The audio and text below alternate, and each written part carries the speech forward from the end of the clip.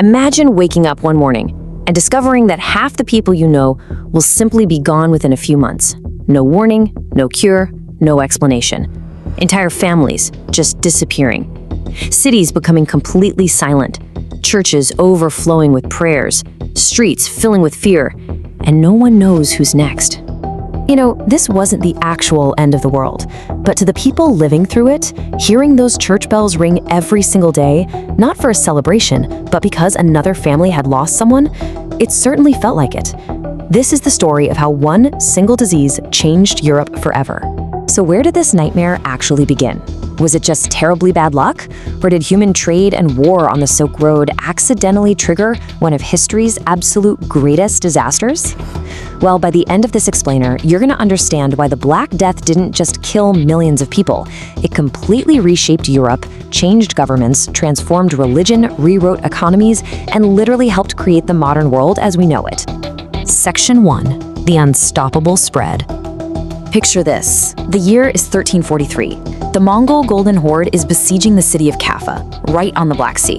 But as Mongol troops started dying off from some mysterious plague, their commander ordered something unthinkable. He had their infected corpses catapulted right over the city walls.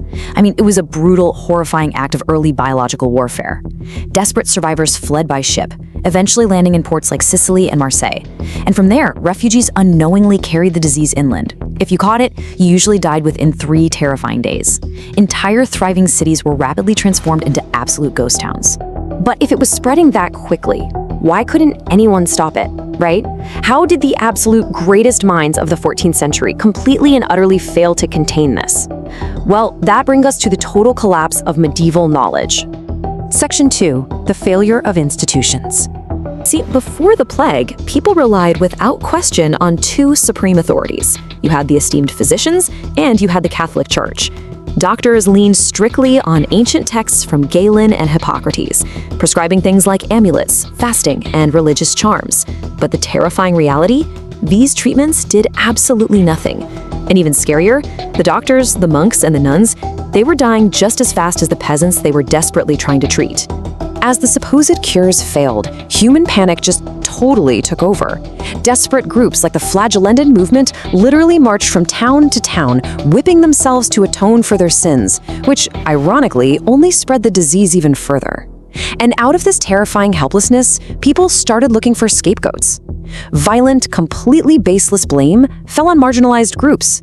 The Romani, lepers, and especially Jewish communities faced brutal persecution and destruction, entirely driven by superstition and fear.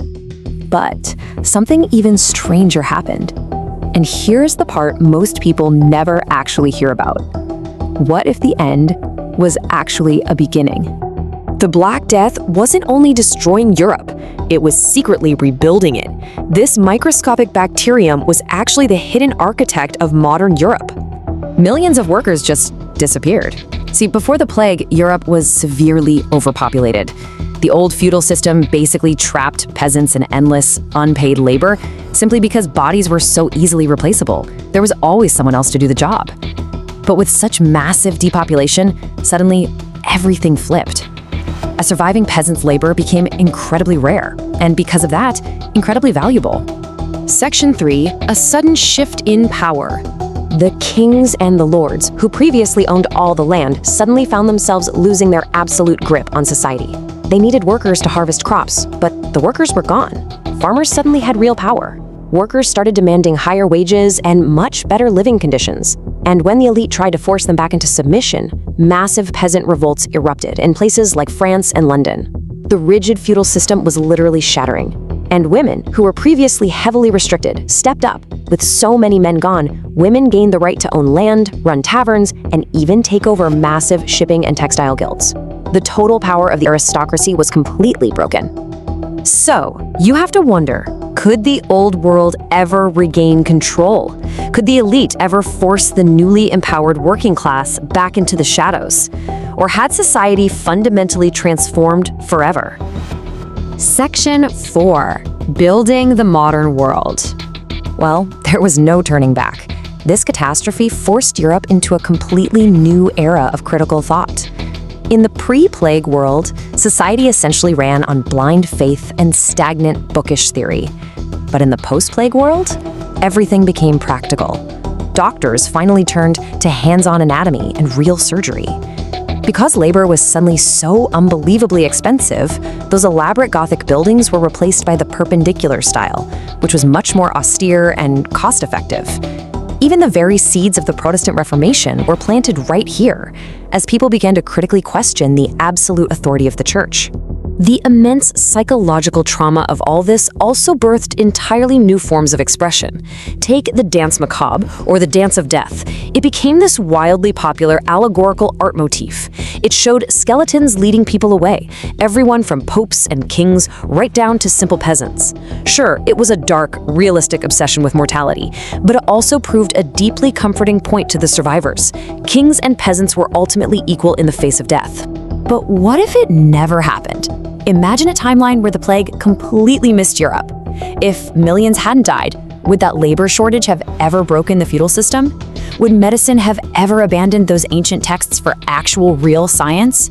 Would the Renaissance or the Protestant Reformation have ever found their footing? Honestly, probably not.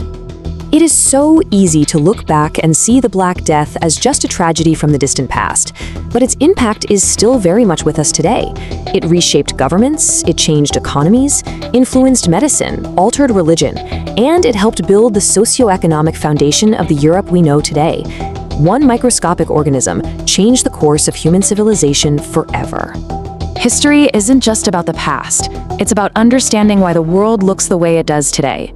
If you enjoy discovering the hidden moments that changed humanity forever, subscribe to Chronicles of Humanity, because the next story is just as unbelievable, and it's completely true.